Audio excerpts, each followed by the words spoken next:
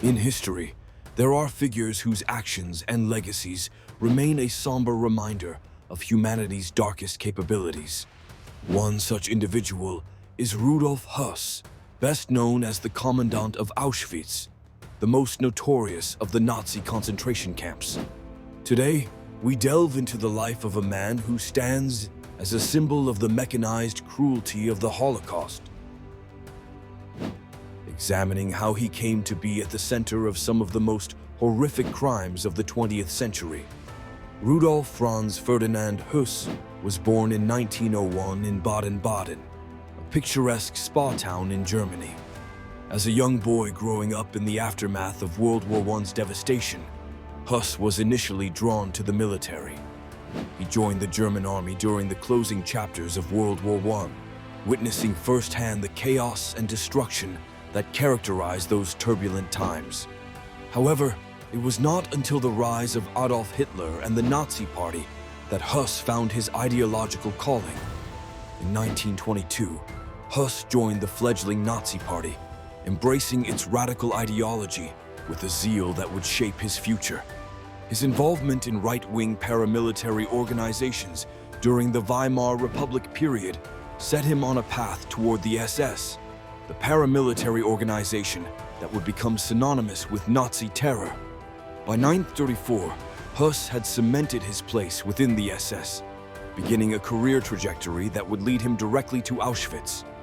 In the spring of 1940, Heinrich Himmler, one of Hitler's closest associates, appointed Rudolf Höss as the commandant of a newly established camp in occupied Poland.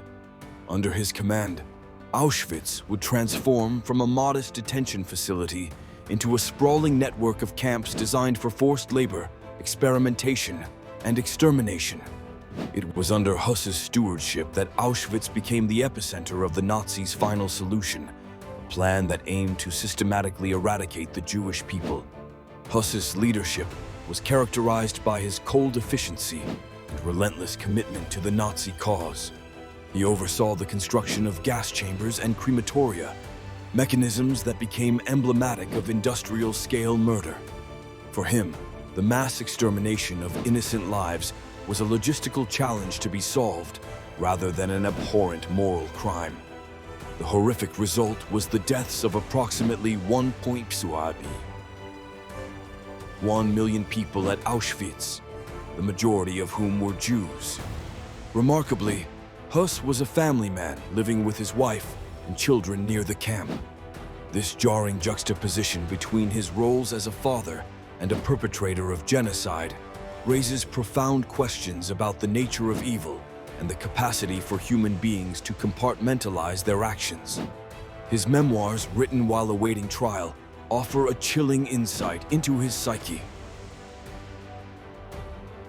showing a man who justified his actions as fulfilling his duty to the state, a chilling echo of the Nazi defense that they were just following orders. With the end of World War II, Rudolf Höss attempted to escape justice by adopting a false identity. For a time, he evaded capture, but in 1926, Allied forces tracked him down. Höss was extradited to Poland, where he stood trial before a tribunal at Auschwitz itself. In a dramatic confrontation with his past, he confessed to his crimes, expressing a surface-level contrition that failed to erase the enormity of his deeds. In 1997, he was executed, his death marking a small measure of justice in the shadow of the immense tragedy he helped orchestrate. Rudolf Höss's story is a painful reminder of how systems of hate can transform individuals into instruments of atrocity. It highlights the terrifying capacity for normalcy amidst horror, where everyday personas mask monstrous deeds.